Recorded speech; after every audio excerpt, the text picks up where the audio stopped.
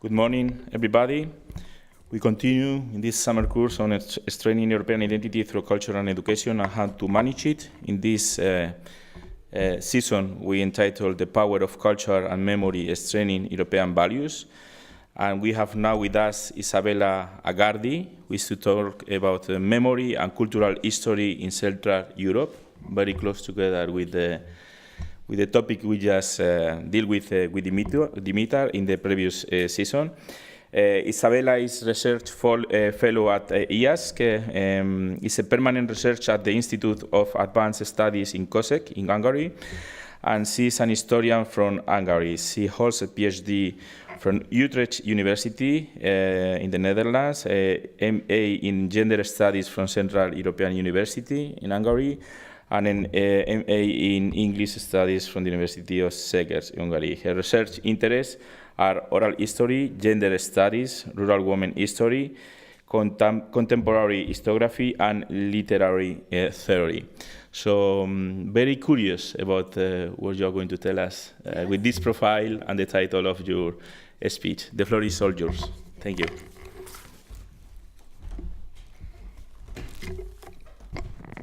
Good morning. I hope you enjoyed this morning's session. I actually would like to ask you just a round. How would you describe yesterday? The day yesterday? Anybody? Yes? What happened yesterday? You, maybe? Yeah, you weren't here. Okay. Yeah? El otro. I would say that there were only men talking. Oh. I was thinking about the gender aspect of the... Okay, that's one way, yes. Who else? What happened yesterday?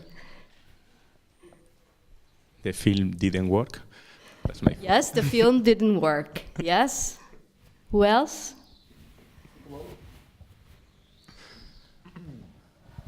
No. It's left. Okay. Talk in the okay. Well, let's work with these. The woman just in front of you. Bart. Yeah. I think we had a general introduction to the topic so that we could know the main concepts about culture and identity. Thank you. This is actually not to examine you.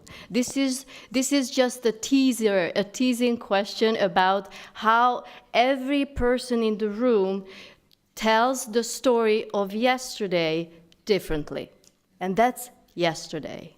So I'm a historian studying what people tell about their pasts and what cultures tell about their pasts and how many differences and versions there may be in their stories, in their narratives. So what Dimitar was talking about was a sound sociological analysis of Central Eastern Europe and the rift between Central Eastern Europe and Western Europe and in what's going on in those societies. What he did not go into deeper, of course, because of time constraints and because of focusing his talk, is that these societies, like every society, these are not homogeneous, and there were questions referring to this. There are always different ways that that citizens and that social actors think about their realities, and there's different ways that they make stories about their past based on which they form political opinions and cultural identifications. So I was going to start with some conceptual considerations, just to go through some concepts that already surfaced yesterday. Identity versus identification, like Abraham Desvan talked about the concepts in this keynote. I would like to draw upon European values that Dimitar just talked about, European culture, or culture just in general, that we are trying to re-theorize in different ways.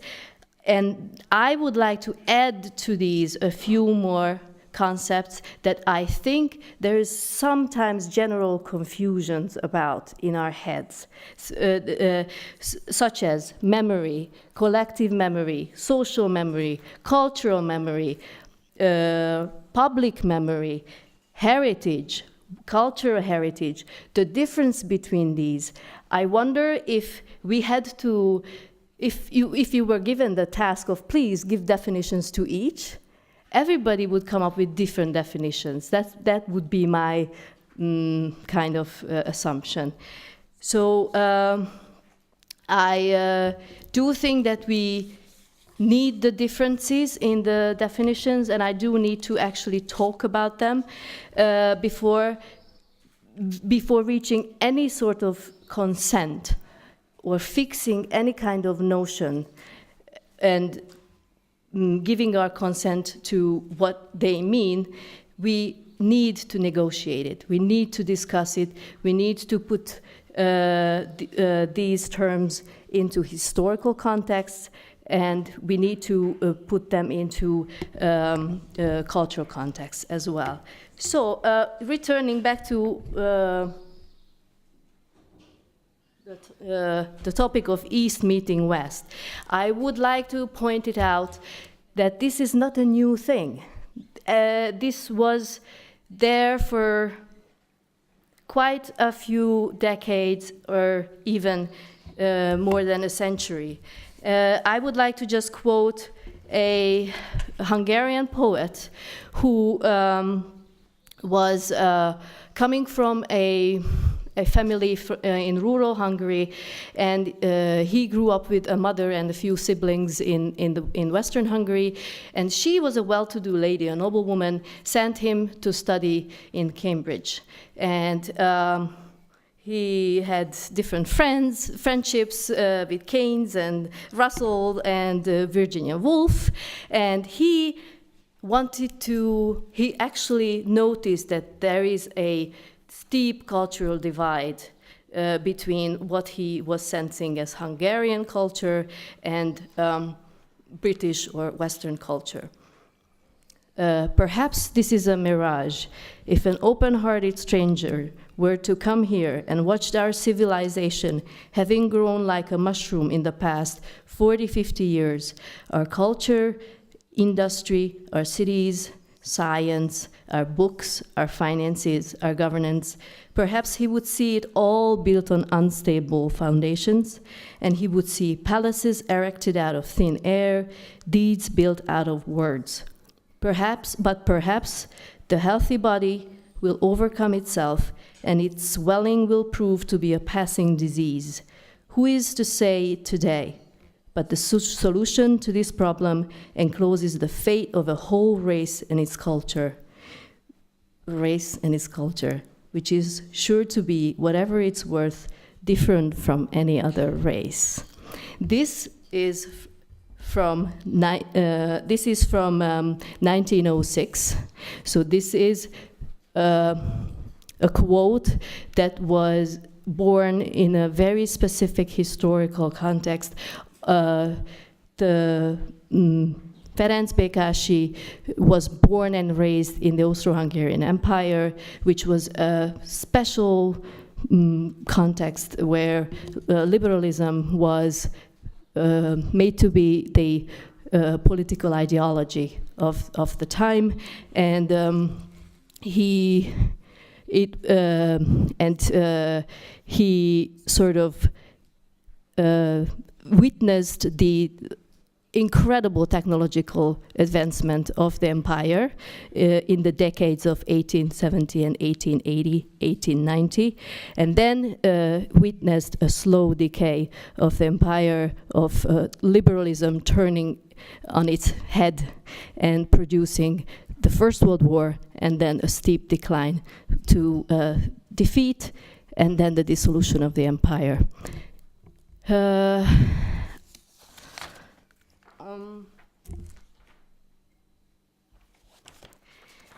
I want to connect this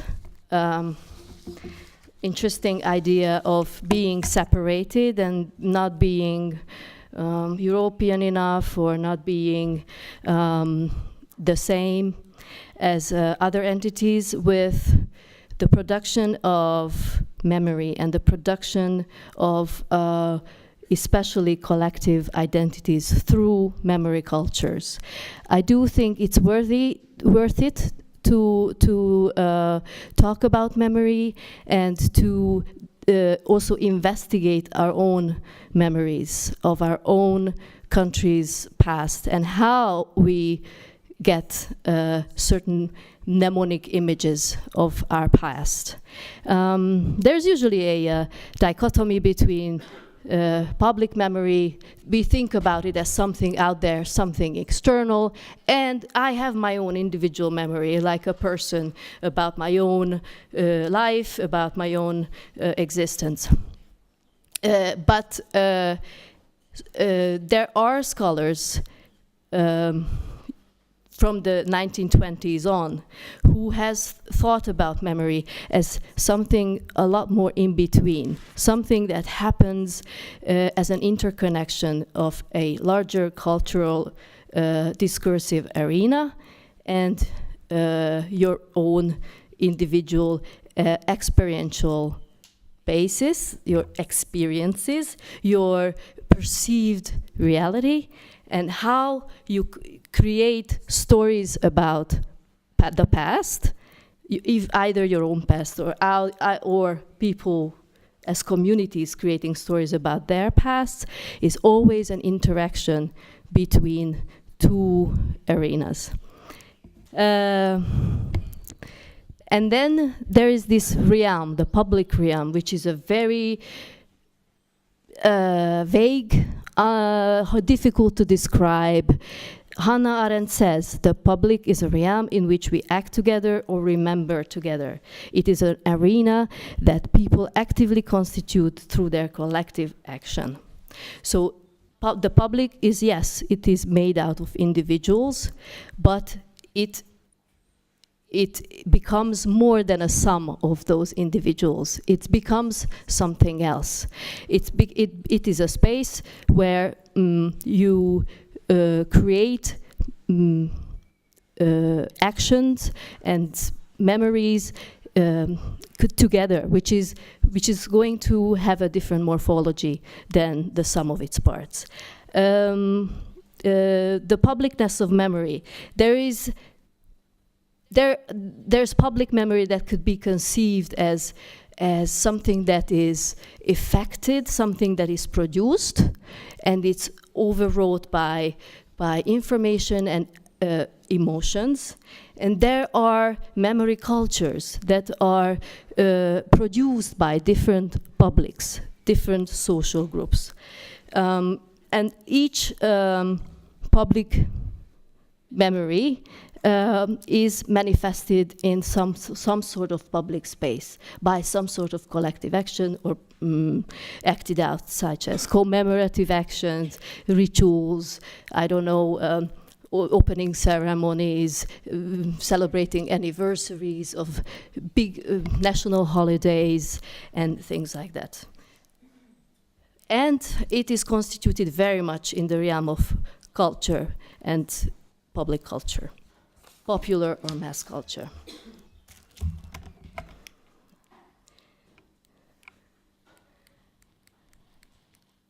Sorry. Okay, I want to know if, yes, I wrote there what that is. It's an iconic photo of the U.S.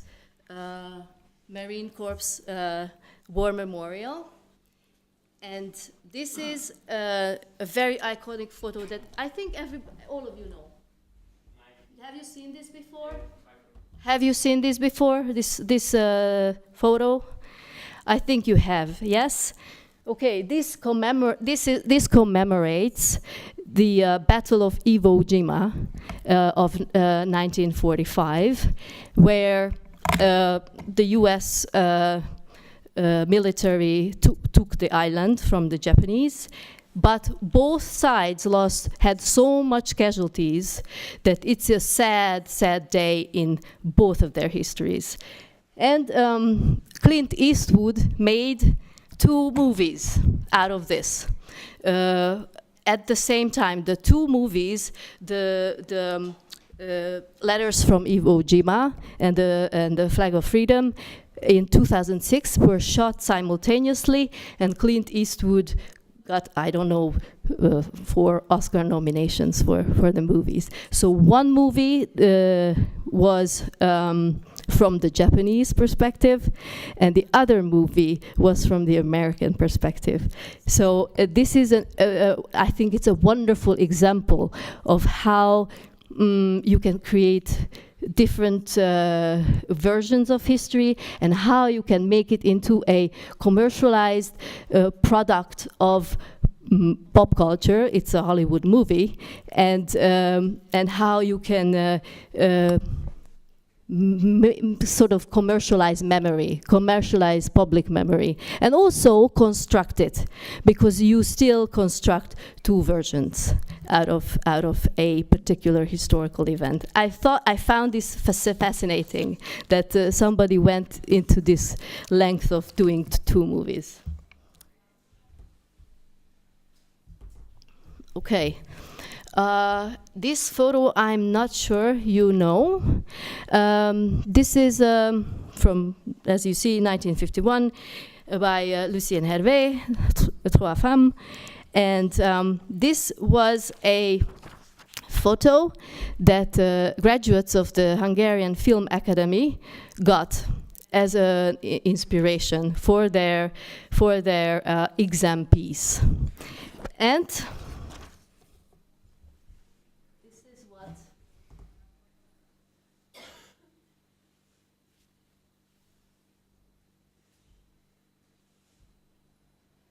what the winner, one of the best graduates, made.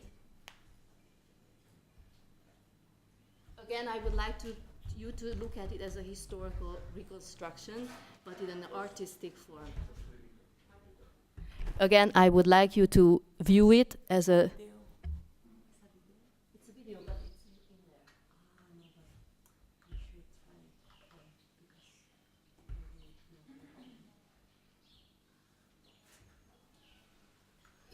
Sorry.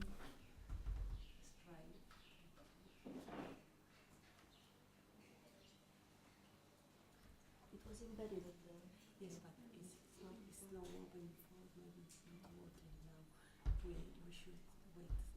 You can continue.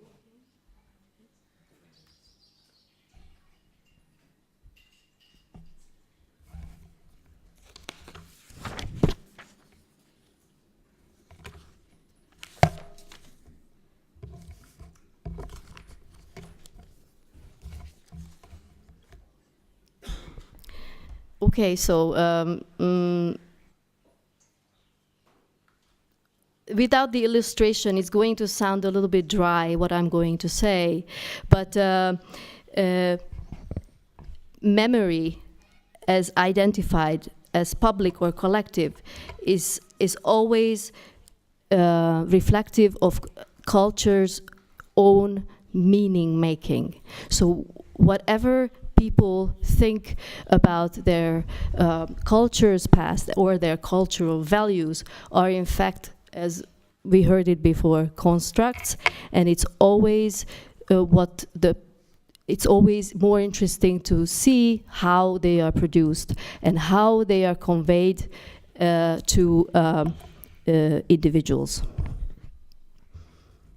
And there has been a lot of research, and the most interesting research in the field of collective memory, public memory, and individual memory has been done on events of profound historical transformations and on historical trauma. Yes. Yes. So this was the winner of the exercise.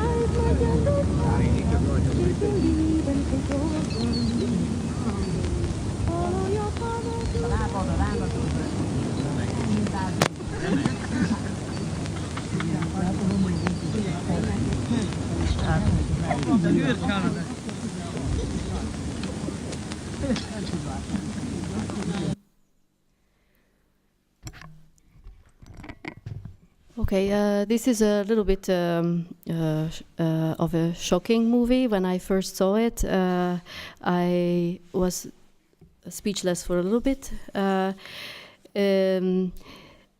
This is a filmic representation of what you can imagine behind a certain visual image, what story you can imagine with it. It's a little bit, I would not say that it's like a historian's job, but many times on the topics of trauma and historical transformations, topics, themes that do not have their own sources, which are really difficult to grasp by facts, data, documented somewhere. It's something that you have to imagine there, you have to construct it, you have to put the puzzle pieces together in order for you to be able to create a narrative.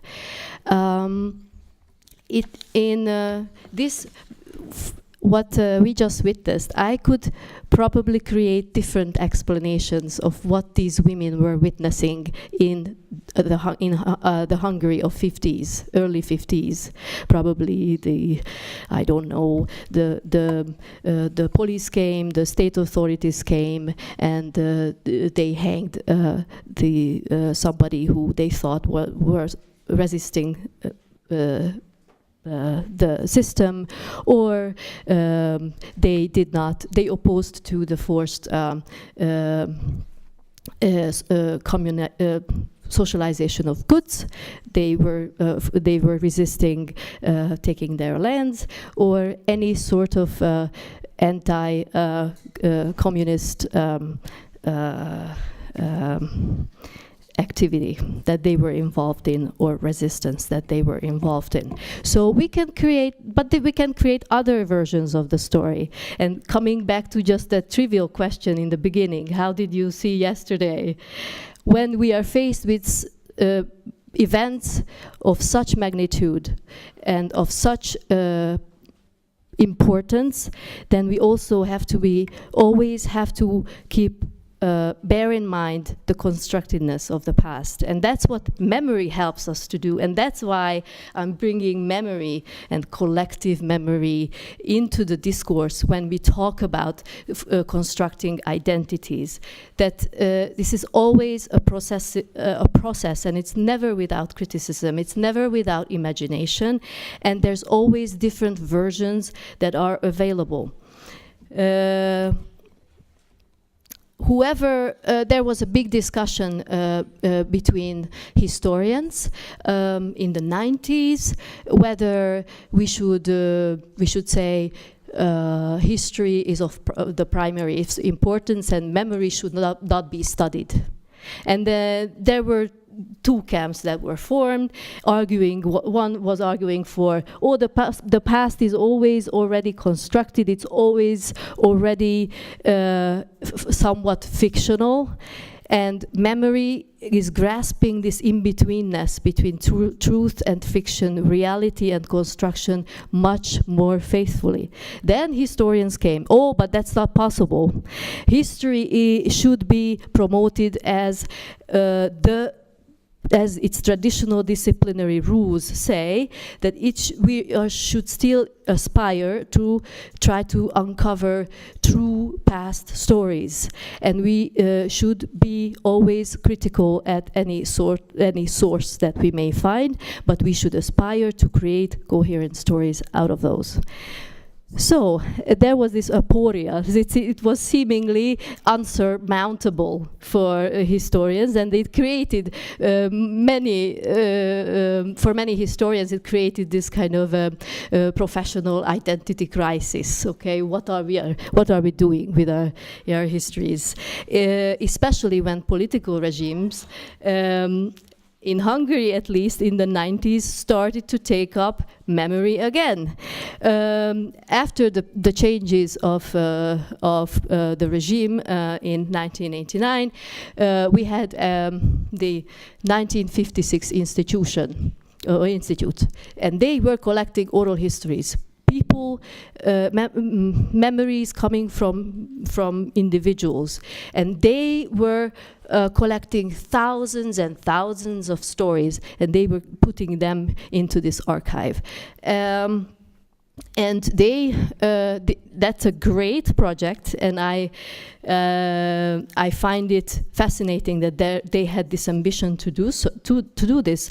They recruited interviewers who got little to no money as a compensation for conducting interviews, and it was a huge project. But then what they did with the collected material was not without any problems. So first of all, the 1956 Institute doesn't exist anymore. So the materials themselves are still there, but they are not being organized. They are not being analyzed, and they are not being studied. And it's very difficult to write the history of the 20th century when all you have is a bunch of not collective memory material, but collected memory material. And so, hence the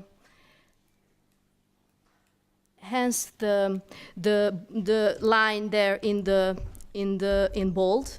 We need to retain a sense of both memory's individual and collective dimension, and to empirically track the movement between the private and individual zones of remembering and their translation into mediated public reality. That would be the main theoretical message. If I could have you to take away one thing, that this would be a very important message, because the production of memory materials, memory sources, be that those individual memories, oral materials, cultural products, memory products,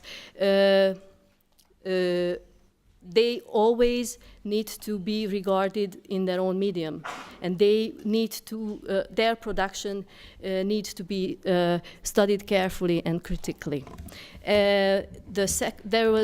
Somebody wrote, I think it was a feminist scholar who wrote that we need to not sacralize memory all that much, but rather treat them as just we would treat a literary source, for example. There's also this thesis, for which I also showed this movie. There's also this, not thesis, but it's an assumption on the part of historians and cultural studies people, experts, that whatever you cannot describe within the disciplinary boundaries of history and the narrative conventions of history writing, art will do it. So, and that's a very important, and I think it would also, it's an inspiring statement, assumption, because it retains art's imaginative function and its importance in the process of knowledge production, besides being cultural products. So, so this is another important thing, and I would like you to just think about this. Think about art, because in the second half of my lecture, I'm going to show you a vast artistic project, which was to be a memory project. And this is kind of like, these are the sentences that I would like you to keep in mind before going into that later. So, yeah, and what the reason why I talked about memories of trauma, transformation, and war with Iwo Jima is that because these are the events that are usually benchmark events for historians and history writers. These are events where the macro realm, the realm of world history and national history, and those of the private family histories and individual histories get combined. So, and they intersect in very intricate ways, which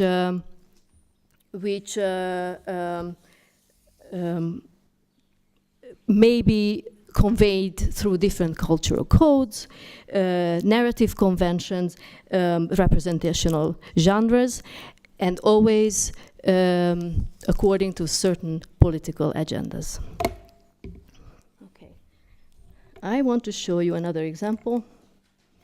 This example is on the border of East and West. It was a photo that was taken in 1945 in Kőszeg, where I'm coming from. It's the famous photo of the deportation of the Jews there. Very interestingly enough, the Kőszeg community, it wasn't the fact that they were unaware that deportation happened in Kőszeg, but it was not talked about. There is even a cemetery.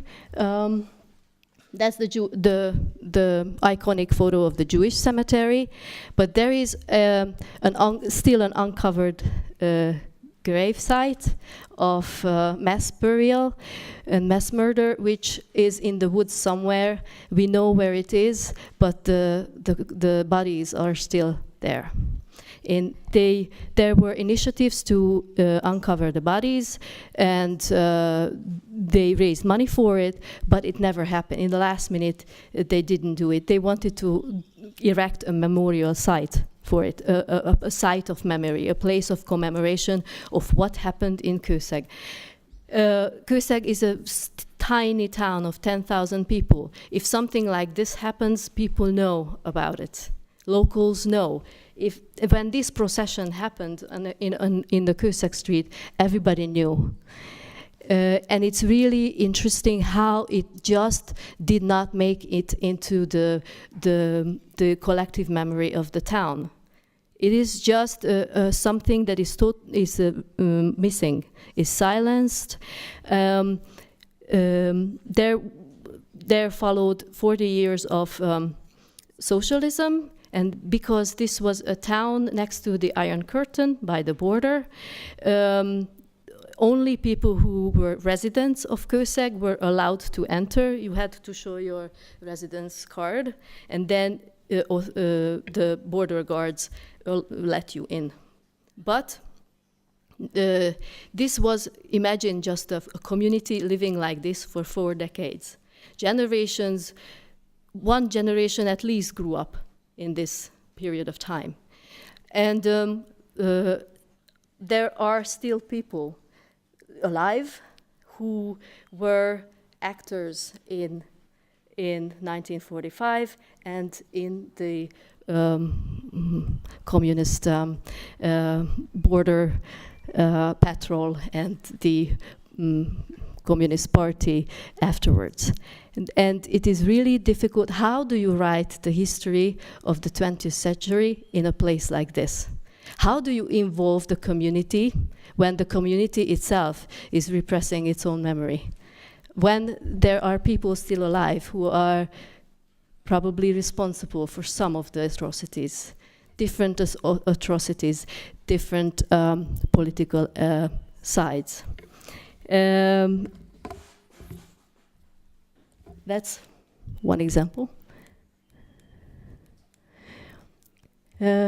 This other example I would like to give you because it's also very interesting. This is a novel that you remember yesterday we talked about, actually Abraham de Swam talked about how difficult it is to translate for writers, for intellectuals to live in translation and to work in translation in different languages, and how difficult it is to convey knowledge to an international audience because of the language barrier. Well, this is echoing this example, and this is echoing my first example with Békásy, who was trying to mediate culture in the early 20th century. So this is mid 20th century. This is a writer called Ágota Kristóf, and she wrote this postmodern drama about a couple of twins who were living in the war in Western Hungary and were trying to survive, living with their grandmother, and they were starving, and they were living in this horrible condition, and they were jotting down everything in a notebook, in their diary, what they saw, what they think, this moving novel was written in French by a woman who did not really speak good French. And she was living in Switzerland. She migrated in the 50s, and she was a stay-at-home wife and she was frustrated because of the language barrier, because she was struggling with French, and she kind of thought herself, or I don't know how she improved her French to an extent where she wrote this very interesting, very moving novel, which is a great postmodern experimentation on dealing with history and making it and communicating it to an international audience. At this point, they made a movie out of it, German, French, Hungarian, Austrian co-production in 2013, and it has received, the book itself also received several awards, and right now it is not at all known in Hungary at all. It is a much more well-known, yes.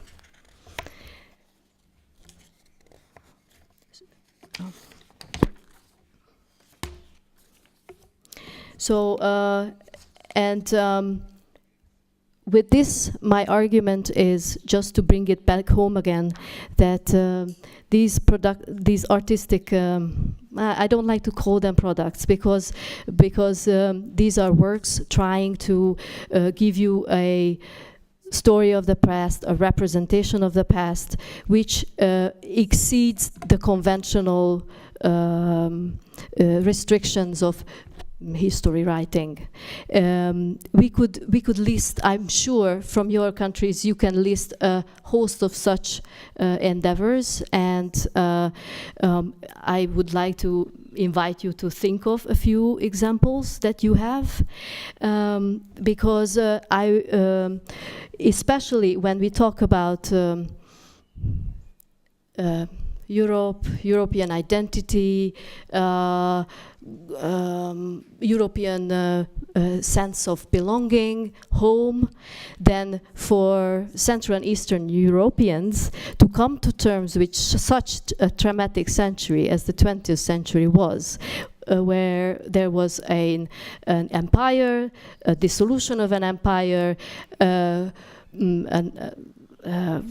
ultra right-wing, ultra-Catholic regime between the world wars, then a regime change and number of border changes, the Second World War, the Holocaust, then the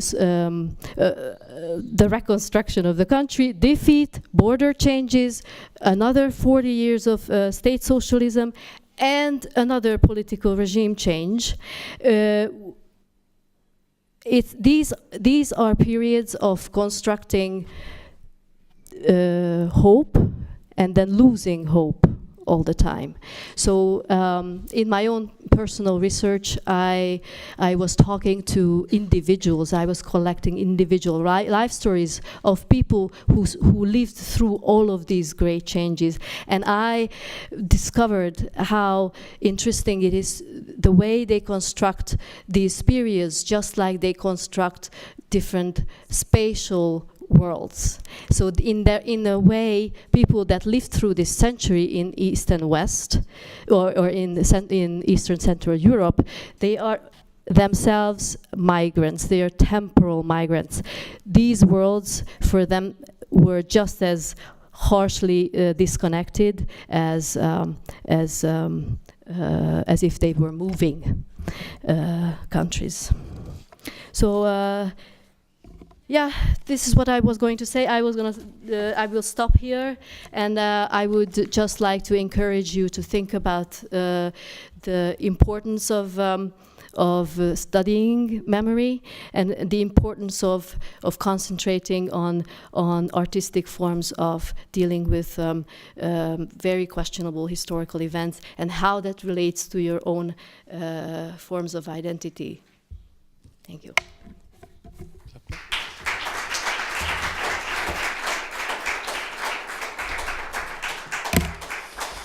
So, thank you very much, Izabela, for this presentation. I think it's also a topic very important nowadays. To bring you down this morning. Sorry to bring you down this morning. First Dimitar and me. No, but I mean, it's something we need to talk about. It's not we have to, but we need to talk about. It's a topic, especially, well, every country has its own bad memories, to say so. In Spain, we also have these bad experiences with the civil war and the dictatorships and so on.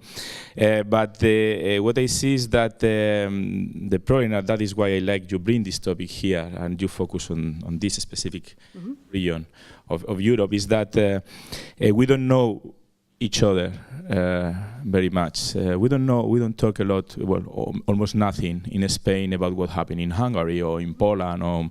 So I think this is important that we talk about that, and maybe this is one good thing is happening. I always try to see the good side of the things, and with all these populism and all these things that are bringing this new politician populist. It's a way of waking up us also about why is happening that over there, because now they belong to the club. They say the club. I don't like the word, but well, it's a word we use. They belong to the European Union, so we should be more aware of who is this member, who is this country, what is this country, who is living there, which is its history. And well, I have a question, maybe a tricky one. You talk a lot about individual and collective memory, which is also a very interesting topic. About individual, and you saw that at the beginning with that question about what do you think about yesterday. Everyone has a different opinion.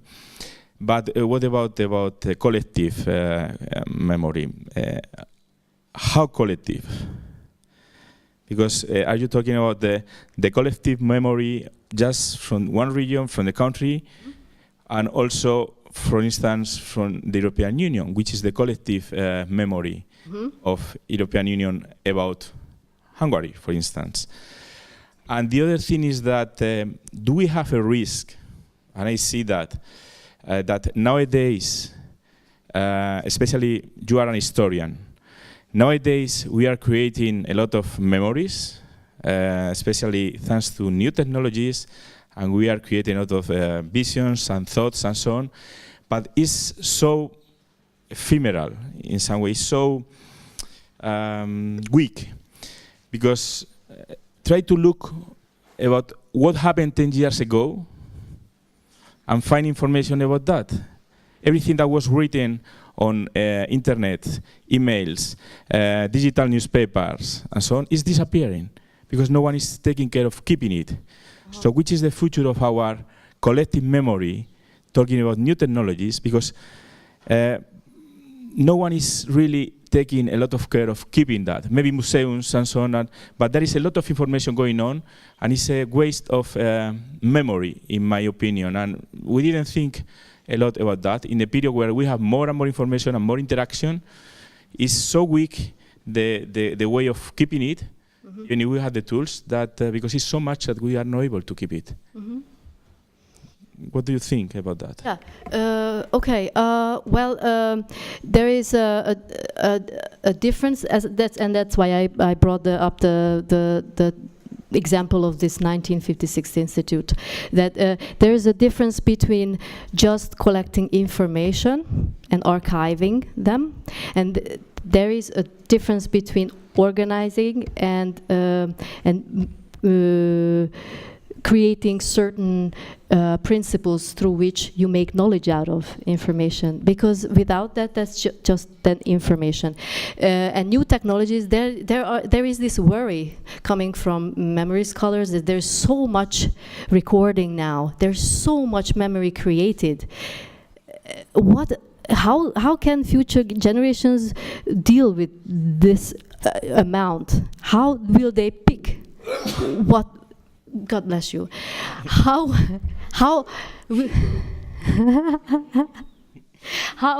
will they pick what is good information and what is junk information? Just like nowadays the internet, it's so hard to filter out what is good information, what is not. I think archiving memory will be reproducing this chaotic disorganized nature, unless people will be systematically archiving them. And we will do lots of intellectual endeavors, projects, as well as artistic ones, to also critically think about them and analyze them and represent them the way our current cultures or cultural communities can or see it. And then I come to your other question. Collective memory is that's why people don't like it, because they say, oh, well, these are these are communities of like vague social groups that you can never pinpoint. So how I don't know if and that's very much different from an official national or supranational narrative that is being frozen into some elements of representation that that we have consent on. But collective memory is really just that vague. For example, the female choir in Serbia in the 80s, how will they think about themselves 20 years later? It is also a mnemonic community. Then the very same member of that female choir, who is also Serbian, I don't know, belonging to a Hungarian minority, belonging to, I don't know, a Protestant church, belonging to Europe, will have all these different will be a member of all these other mnemonic communities as well. And it's much like identification. You will hierarchize what is stronger for you. And that's why collective memory requires so much research and so much contextualization. It's really hard to just talk about it in theoretical terms when it's always in a context when it makes sense, like in a female choir in the 80s. Yeah, of course. Yeah. Any reactions from the public on the floor?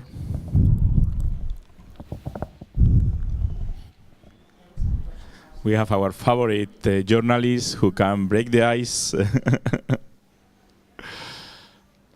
Okay, no questions? Okay, it's just I wanted to tell. It's on, it's on. Okay, so no, the only thing I wanted to tell a story. A long time ago, I found a woman who was, you know, who Antonio Machado, the Spanish poet, is, and he died. Well, all of you know him, and he was flying away from Spain during the Civil War, and he died in Collioure. And he's buried there, and there is a box where people began to write letters to him. You know, all the people from this time, from 1939 to now. And then I met the woman who was collecting all these letters. You know, there were letters from Spanish people, from French people, and the thing, they were looking for money from the Spanish government to do that, to do a book with all these letters. But they couldn't find it. And finally, it was the Lincoln Foundation, American people, who gave the money for that. And they have it. They have, you know, not only a book, but, you know, the microchip, because there was a problem with the book and all that, the same thing. And it's curious that in Spain, we couldn't find the money to do that, but it was the United States who paid for that, for these memories, because it's war memories, and that's it. Yes, can I also answer with another example of this site of where the uncovered bodies are that were shot in the outside of Kőszeg?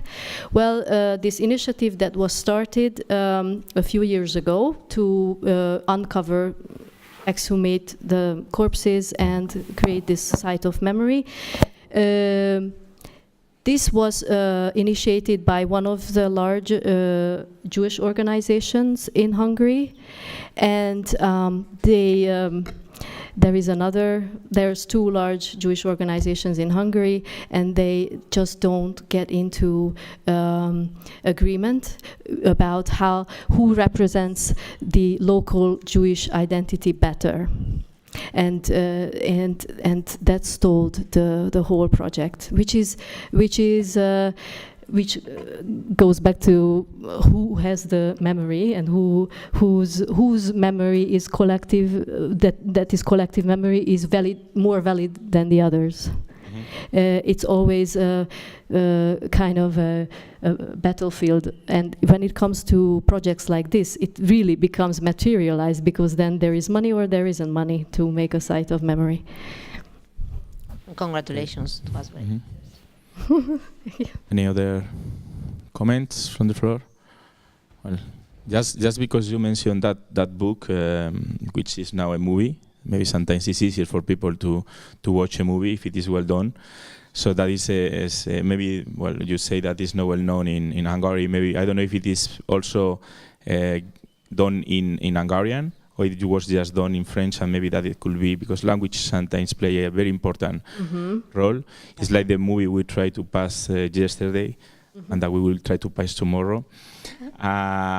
It's the same. I mean, it's a movie that, well, people who saw that is a masterpiece, but it's in an original language with subtitles, so it's very difficult sometimes for everybody to follow. I want to invite you also to see another one, which is not a great movie, but it's very deep. In fact, it's based also in a book, which is Fahrenheit 451 or 411, which also talks about the future, where the fireman, instead of firing off the fire, taking off a fire, they burn books and cultural products, because they reinvent the history.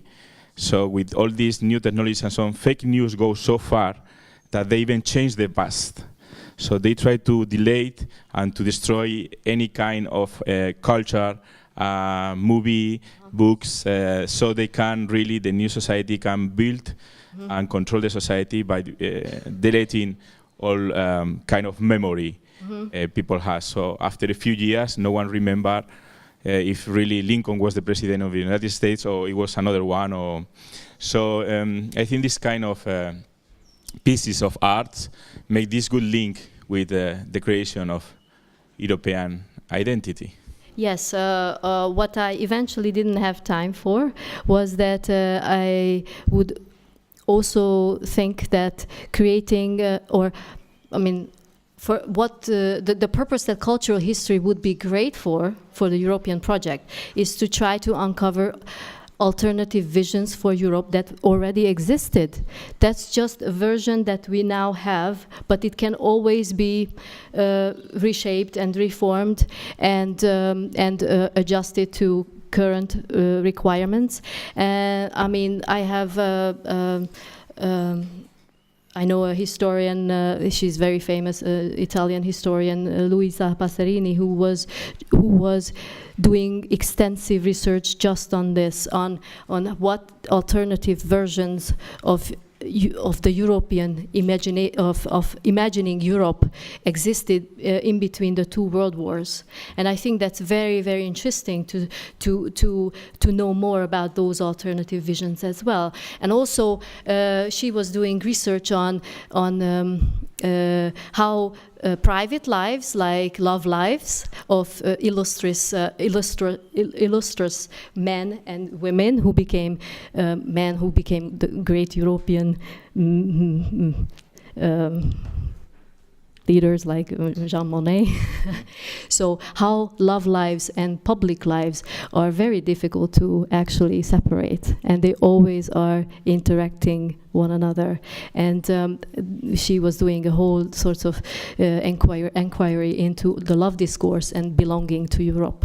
And I think that studying this would also be useful to forge more connections in between different parts of Europe, and because different parts of Europe have different senses of belonging. So to forge that into a more coherent praxis of identification would be very important. Yeah, you're right. And just to finish, because you just mentioned that, also the way of rewriting the history of Europe by looking more at the role of the woman. We mentioned that at the beginning. You are specialized maybe on that, and that is true that now there is a new, let's say, faction. Thanks God, we could say that we are trying to review the memory by looking really at the role of the women on that history, because it has been hiding so far. So we'll have new views in the future. Yes. Okay, so it's time for coffee. I think you will appreciate it, because I see you a little bit asleep. So I will see you like in 25 minutes. Thank you very much, and a big plug to